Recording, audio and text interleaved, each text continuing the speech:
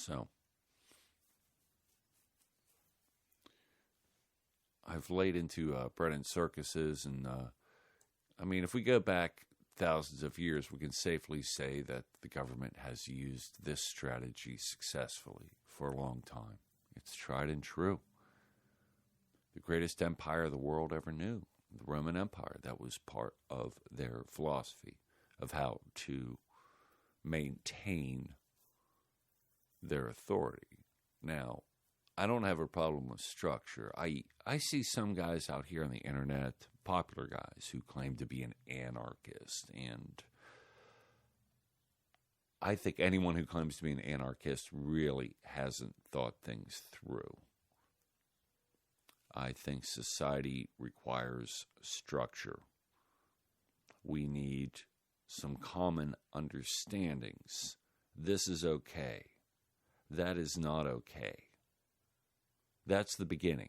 You have to be able to commonly agree that something is good or something does not interfere with your fellow human being.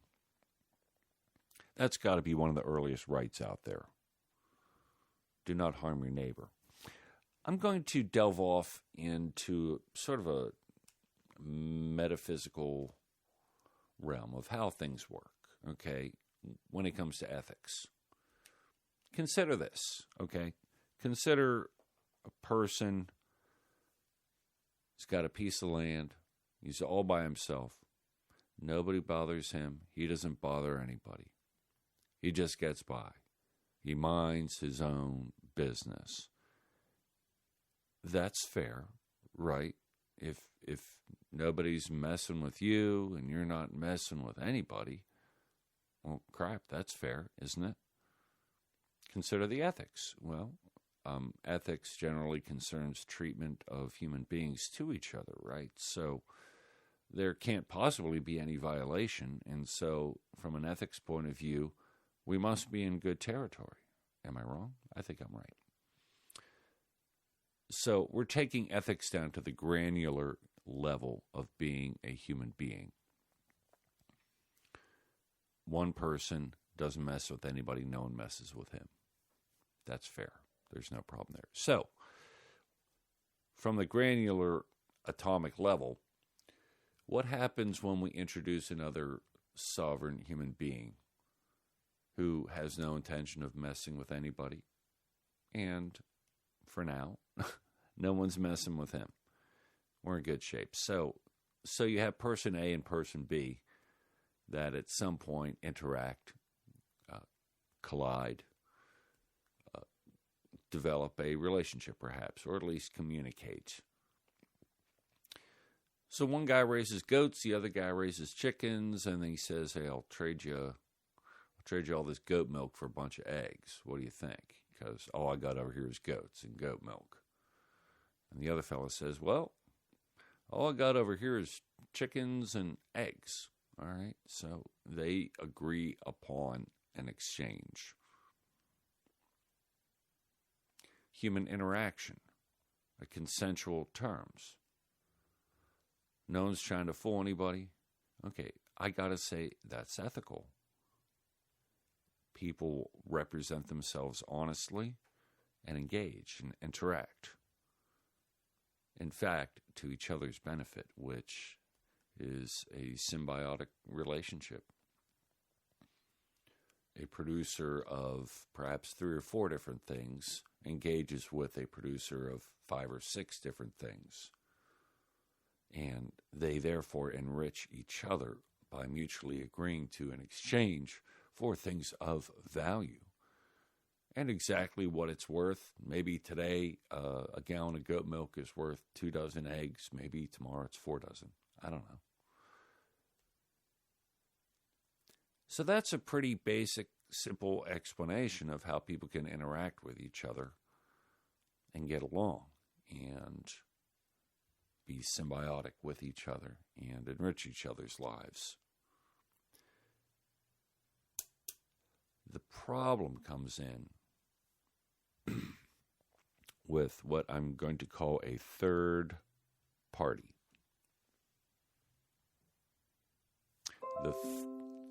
holy crap, my computer just made it.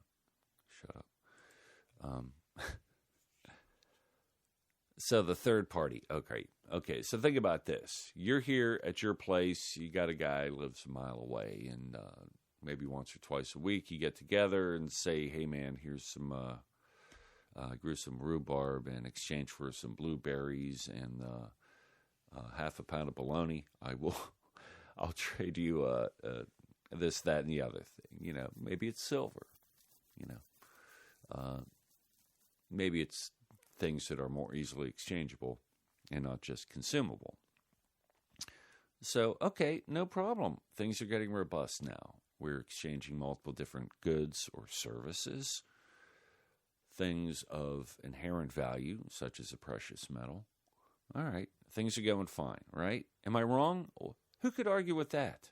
I'm doing my thing, not bugging anybody. No one's bugging me. And vice versa with my counterpart about a mile down the road past the weeping willow tree. And, man, I just love weeping willow trees. They're just beautiful, aren't they? Need a lot of water. So, anyway, the third party. See what happens. What happens? Please stick with me here. What happens is a third party shows up. All right? A third party. The third party shows up and says, "Hey, Andy." Yeah? "Hey, that guy's charging you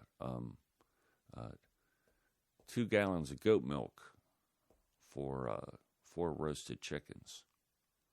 Yeah? We figured that out. Well, he's cheating you. Because there's this other guy. He's selling them at a much better price, right?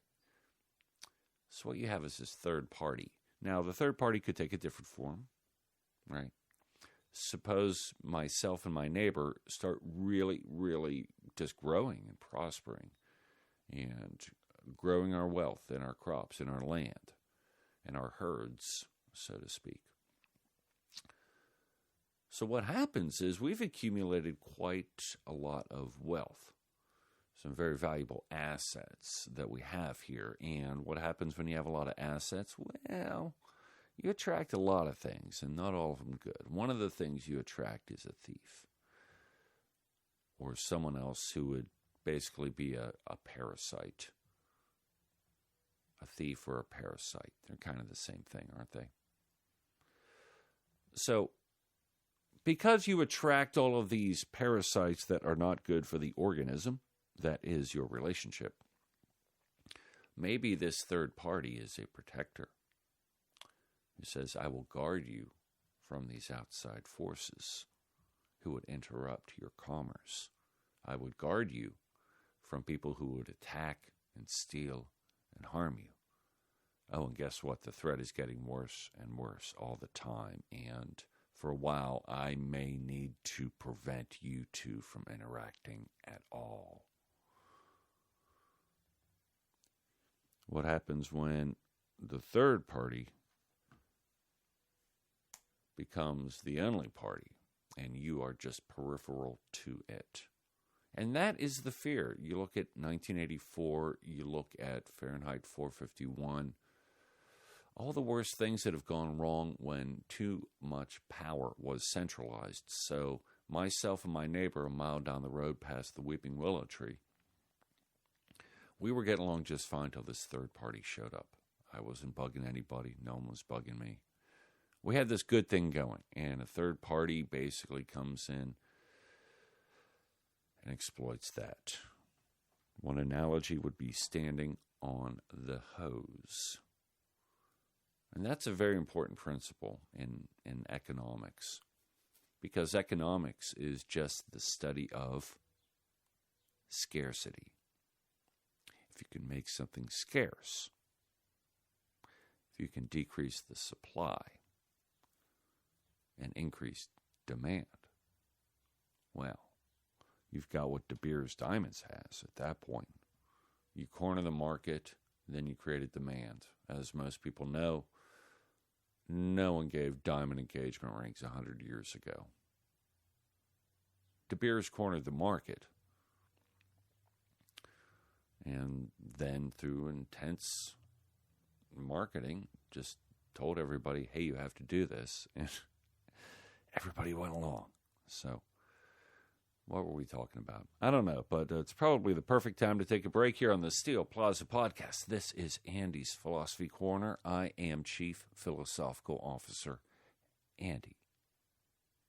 Check us out on PayPal. We no longer subscribe to Pay Up Pal. So please go to PayPal, Steel Plaza Podcast. We appreciate your donations, your consideration. It's not expensive to do this, but it isn't free either. So your support is greatly appreciated. And we'll catch up with you in the third block, the C block. If there was A, B, and C, it would be the third of three. So, okay, talk to you then.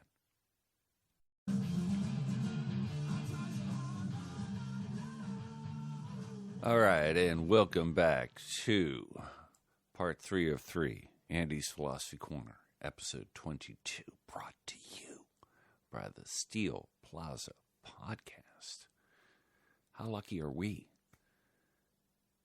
So, we've been discussing UFOs and why now? The spring of 2021, after decades, a few generations of reports, what is different about now? What is the zeitgeist? Fancy German word, means the spirit of the times. What is special about now that the United States government would publish reports on unidentified aerial phenomena?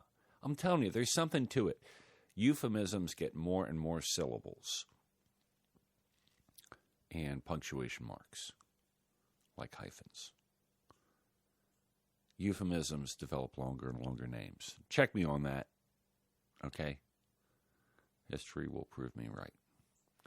All right, so as we discuss bread in circuses and the means to govern and the methods, I'm reminded of Italian writer, advisor, and strategist Niccolo Machiavelli. Machiavelli is a word that's thrown around a little bit, and it's a shame when a single name becomes synonymous with one thought. Niccolo Machiavelli was an advisor. He taught strategies. So when someone says this or that is Machiavellian, well, I mean, that can mean an awful lot of different things. So it's very ambiguous. So I encourage you to research Machiavelli. One of his pinnacle works was The Prince. I got it around here somewhere. I forget when he published it. But he would tell popes and kings and emperors. He was an advisor. In Game of Thrones parlance, he would be Littlefinger. Is this recording? Yeah, I think so. Yeah. So when you hear Machiavelli, if you've seen Game of Thrones, which I watched, I thought it was good. I thought it was pretty entertaining. Not quite as satisfying as some other things, but better than others. Certainly entertainment. But Littlefinger was the guy in Game of Thrones who was an advisor. He held no official rank or title or position, but he was well connected and he was very intelligent and he was willing to make bold moves, which usually involved influencing the decisions of more powerful individuals. So, the tactical redistribution of wealth, or in this case, information, is what we're faced with in the 21st century. It's the information age. So, information is the new oil. Your information is very, very valuable. Don't let anybody tell you differently. As such, scarcity makes something more valuable. So in